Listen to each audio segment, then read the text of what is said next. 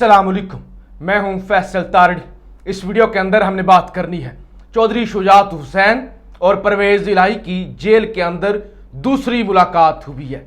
क्या तय हुआ है उस पर भी बात करेंगे। एस्टैब्लिशमेंट का प्लान क्या है जो आज सामने आया है, और इसके अलावा नवाज शरीफ का खेल कैसे खत्म हो चुका है, इस समेत और भी बड़ी खबरें हैं जो मैंने आपके सामने रखनी है। लेकिन सबसे पहले सबसे अहम वाकया, सबसे अहम सानिया जिस पर हमने बात करनी है वो है स्वीडन के अंदर जो वाकया पेश आया। मैंने पहले भी इस पर बात की थी और बतौर मुसलमान, बतौर इंसान इस वाकये पर बात करना मुझ पर फर्ज भी है और लाजिम भी है। और हर वो शख्स जिसको एक शख्स भी सुनता है, मैं समझता हूं ये सबसे बड़ा सानिया है, इस पर बात करनी चाहिए। पहले भी मैंने बात की है, तशद्दुद का मैं कभी हामी नहीं रहा, हमेशा मुखालफत की है। बल्कि यहां पर एक जो जमात है, चाबी वाले खिलौने हैं, मैं तो उनकी भी मुखालफत करता हूं कि मार धाड़ अपने ही मुल्क में जलाओ घहराओ, ये किसी भी सूरत नहीं होना चाहिए। एक मुहज्जब तरीका होता है एहतजाज करने का, या फिर बताने का स्वीडन को कि हम गैरतमंद मुसलमान हैं, हम आपकी ये बदमाशी जो आपकी स्टेट के अंडर हुई, हम मुसलमान ये बर्दाश्त नहीं करेंगे। जलाओ घहराओ के हक में मैं किसी भी वक्त भी नहीं हूं। और मैं ये समझता हूं बतौर मुसलमान मुझ पर कोई जितना बड़ा फतवा लगा ले, जो चाहे जो कर ले, 9 मई का वाकया जिस पर पाकिस्तान के अंदर इतना बड़ा क्रैकडाउन हुआ, जिस पर प्रेस कॉन्फ्रेंस हुई, ये जो स्वीडन के अंदर वाकया हुआ है, मैं अल्लाह को हाजिर नाजर जान के कहता हूं कि ये वाकया 9 मई से बड़ा है। जब एक स्टेट ने ऐलान करके इजाजत दे के सरकार ने कहा कि ईद वाले दिन आप कुरान शरीफ की अल्लाह की पाक किताब को जला दो, नाउज बिल्ला, सरेआम जला दो, स्टेट की जानब से इजाजत है। और इसका सिर्फ एक ही मकसद था जो नॉर्वे के अंदर भी पहले होता है, फ्रांस के अंदर भी होता है, मुसलमानों को तकलीफ दी जाए, तकलीफ देना मकसद था। अदरवाइज क्या हासिल होना था। कुरान एक किताब है, चले हमारे लिए मुकद्दस तरीन किताब है, उनके लिए एक किताब है जिसके अंदर पेजेस हैं, उर्दू या अरबी या इंग्लिश के अंदर कुछ लिखा हुआ है। उस किताब को जलाने से उनको क्या फायदा होगा? कुछ भी फायदा उन्हें नहीं मिलेगा। पेजेस है ना, पेजेस पर अरबी लिखी हुई है, अल्लाह का कलाम लिखा हुआ है, वो नहीं मानते, उनको इसकी वर्थ का नहीं पता। जैसे हमें गीता, रामायण या बाकी जो किताबें हैं उनकी वर्थ का ज्यादा इतना नहीं हम उनका एहतराम करते, हम कुरान का ज्यादा करते हैं, लेकिन हम उनको जलाते भी नहीं हैं। लिहाजा वो हमारे लिए तो जस्ट एक किताब है जिसके अंदर पेजेस हैं।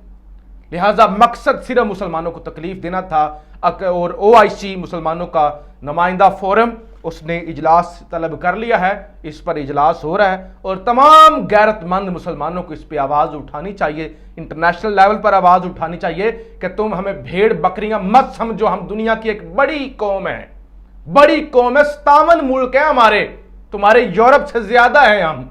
तो लिहाजा हमें इतना बेशरम या इतना गिरा हुआ मत समझो, हमारे जज्बात से मत खेलो। मैं समझता हूं इस पर तमाम वो चाबी वाले खिलौने, उनको भी आवाज उठानी चाहिए, लेकिन आइन और कानून के दायरे में रह के अपने मुल्क का नुकसान नहीं करना। एक मुतालबा हमने जरूर करने के माफी मांगे, वो अल्लाह से भी माफी मांगे, हमसे भी माफी मांगे।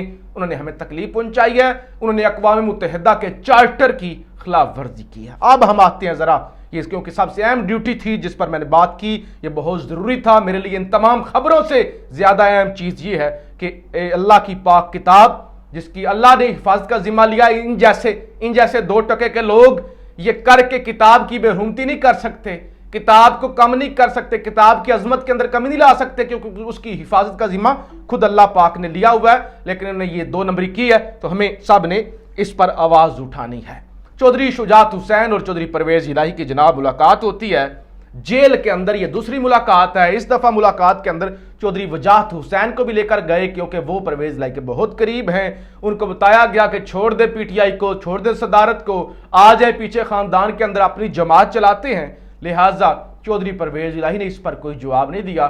चौधरी परवेज इलाही से कहा गया एक तीसरी मुलाकात हम करेंगे, सोच लें, तय कर लें, और तीसरी मुलाकात के हम अंदर हमें बता दीजिएगा। اگر آپ نے بتا دیا تو آپ کو ریلیف بھی مل جائے گا. پھر وہ جو منی لانڈرنگ ہے, وہ جو بھرتیاں ہیں, وہ جو سارے کیسز بنے ہوئے ہیں, وہ اچانک غائب ہو جائیں گے اور آپ کو ریلیف مل جائے گا. ذرائع یہ بتاتے ہیں چودھری پرویز الہی نے انکار کر دیا ہے اور انہوں نے اس سارے معاملے پر خاموشی اختیار کی ہے. ذرا میں آپ کو بتا دوں کہ کس طرح سے کھیل ختم ہو رہا ہے آپ کے چہیتے نواز شریف کا. سیرل المیڈا ایک سینئر صحافی ہیں, ڈان لیکس کے اندر بھی ان کا نام آیا تھا. سیرل المیڈا کہتے ہیں وہ Nawaz Sharif, the Nawaz Sharif who left Pakistan is not the Nawaz Sharif who will be returning.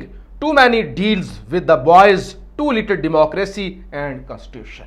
وہ کہتے ہیں یہ وہ نواز شریف نہیں ہوگا جو پاکستان سے گیا تھا, یہ وہ نواز شریف ہوگا جو بہت ساری اسٹیبلشمنٹ کے ساتھ ڈیلز کر کے واپس آ رہا ہے. تو لہٰذا یہ نواز شریف جس کو آپ سمجھ رہے ہیں نا واپس آئے گا تو پتہ نہیں کیا ہو جائے گا, یہ وہ نواز شریف نہیں ہوگا. نواز شریف کا کھیل ختم, کیونکہ نواز شریف نے بوٹ پالش کر کے, بوٹ چاٹ کر اپنی ورت خود ختم کر دی ہے. Head of investigative cell ARY کے نئی مشرف بٹ صاحب نے آج انٹرویو کیا رومیش کمار کا. رومیش کمار ایک ہندو رہنما, MNA منرف رہنما, PTI سے پہلے یہ نون لیگ میں تھے. یہ کہتے ہیں کہ سب سے پہلے تو وہ کہتے ہیں کہ نون لیگ کو میں نے اس لیے چھوڑا اور نون لیگ میں جاؤں گا بھی نہیں کیونکہ وہاں پہ پک اینڈ چوز ہوتی ہے. انہوں نے تاریخ سے سبق نہیں سیکھا, انہوں نے اتنی ماریں کھائیں, پھر آج وہی کر رہے ہیں عمران خان کے ساتھ, وہی 2 نمبری. عمران خان سے بھی میں کہتا تھا آپ ایسا نہ کریں, اور وہ آج عمران خان پر وقت آ گیا, لیکن نون لیگ نے اس سے بالکل بھی سبق نہیں سیکھا. وہ کہتے ہیں اسٹیبلشمنٹ کے 3 پلان ہیں, plan A, plan B, plan C. وہ کہتے ہیں پلان A ہے الیکشن ہو جائے, پلان B ہے الیکشن نہ ہو, پلان C وہ کہتے ہیں آپ خود سمجھ سکتے ہیں پلان C کیا ہے. پلان C ظاہر ہے مارشل لا ہی ہے, اس کے علاوہ کوئی نہیں. وہ کہتے ہیں اس وقت ایک پلان ہوتا تو بات کی جا سکتی تھی, لیکن پلان ہے 3. نمبر 1 کہ الیکشن ہو جائے, الیکشن ہو تو عمران خان کو کیسے مینج کرنا ہے, اگر نہ ہو تو پھر الیکشن نہ ہو. 2 پلان. تیسرا پلان مارشل لا. تو لہٰذا وہ کہتے ہیں 3 پلان اس وقت اسٹیبلشمنٹ کے پاس ہیں, الیکشن, نو الیکشن, اور وہ کہتے ہیں تیسرا الیکشن جو ہے وہ جانتے ہیں آپ. وہ کہتے ہیں اس وقت جو عمران خان کے ساتھ کچھ بھی نہیں ہو رہا, اور پہلے بھی میں نے بارہا اس پر بات کی ہے, آپ کو بھی بتایا ہے کہ عمران خان اگر آج جیل میں نہیں ہے, ملٹری ٹرائل اور ساری اس کی مخالفت ہو رہی ہے, تو اس کی بڑی رکاوٹ پیپلز پارٹی ہے, زرداری ہے. اور رومیش کمار نے بھی کہا کہ پیپلز پارٹی جو ہے نا اس پہ ایک سخت موقف ہے. وہ کہتے ہیں کہ اگر آج یہ عمران خان کے ساتھ ہو گیا, کل کسی اور کے ساتھ ہو جائے گا, وقت تبدیل ہونے میں وقت نہیں لگتا. اور انہوں نے کہا کہ نون لیگ سے بھی میں کہتا ہوں کہ وقت تبدیل ہو جاتا ہے, آپ جو ہے نا تاریخ سے آپ نے سبق نہیں سیکھا, آپ سبق سیکھیں, وقت تبدیل ہو جانا ہے. انہوں نے کہا کوئی جماعتیں ختم نہیں ہوتی. اگر آپ سمجھتے ہیں جماعتیں ختم ہو جاتی ہیں, سیاست میں کوئی مائنس ہو جاتا ہے, کوئی بھی اس طرح مائنس نہیں ہوتا, وہ پھر آ جائے گا, وہ پھر آئے گا, پھر آپ کیا کریں گے. لہٰذا تاریخ سے سبق کریں, سیکھیں اور شرم کریں. نواز شریف اور زرداری کی ملاقات, نگران وزیر اعظم کا نام فائنل, آئندہ اقتدار کی تقسیم کا فارمولہ بھی طے ہو گیا. یہ نیوز کی خبر ہے. اور اس وقت ذوالفقار چیمہ صاحب, ویسے تو بہت سارے نام چلتے رہے پچھلے دنوں, وہ بیگ صاحب, محسن بیگ صاحب کا بھی نام چلتا رہا, لیکن اب نام سوشل میڈیا پہ چل رہا ہے ذوالفقار چیمہ صاحب, سابق DIG پولیس ہیں, کالم بھی لکھتے ہیں, اور ان کا نام چل رہا ہے کہ وہ ایک مضبوط امیدوار ہو سکتے ہیں, سابق بیوروکریٹ, نگران وزیر اعظم پاکستان کے لیے. اور یہ ایک ایسا وزیر اعظم ہوگا, ہو سکتا ہے جو 2 سال تک جس کو چلایا جائے, ہو سکتا ہے سال تک چلایا جائے, یا ہو سکتا ہے وقت پر الیکشن ہو جائے, یا ہو سکتا ہے مارچ 2024 کے اندر الیکشن ہوں. تو بہرحال نام جو سامنے آ رہا ہے وہ ذوالفقار چیمہ صاحب کا ہے, لیکن کوئی اگر اور نام بھی ہے تو نام نواز اور زرداری کے درمیان طے ہو چکا ہے. لیکن سیرل المیڈا کے مطابق نواز اب وہ نواز نہیں ہے جو واپس آئے گا, یہ نواز ڈیلیں کھڑکا کر واپس آنے والا بندہ ہے. چیئرمین سینٹ کی تاحیات مراد کا بل واپس لینے کا فیصلہ واپس لینے کا ہو گیا جی. وہ جتنے جوتے پڑے ہیں جی, ہمیں ساری عمر یہ ہمیں مراد دی جائیں, چارٹر دیے جائیں, یہ گھر دیے جائیں, وہ دیے جائیں, اس قوم جو ہے وہ مر رہی ہے, ڈوب رہی ہے کشتیوں کے اندر, بیڑا گرک ہو چکا ہے قوم کا, اوپر سے بجلی کے بل اور مہنگے, لیوی ہے 55 روپے پر لیٹر پر لگا دی گئی ہے. اور چیئرمین سینٹ کہتے تھے مجھے عیاشیاں کرواؤ, تو لہٰذا اب اتنی تنقید کے بعد چیئرمین سینٹ نے مراد کا بل واپس لینے کا فیصلہ کر لیا ہے. جب تک ہم ایک جگہ اور ایک آواز نہیں ہوں گے, صورتحال کنٹرول نہیں ہوگی. ملکی معیشت خطرناک اژدہا بن چکی ہے. خورشید شاہ کی جانب سے یہ کہا گیا ہے, اور خورشید شاہ صاحب اس ڈیوائیڈ کے اندر سب سے بڑی رکاوٹ تو آپ ہیں, آپ کی حکومت ہے جس نے اس ملک کے اندر اتنی بڑی تقسیم پیدا کر دی ہے.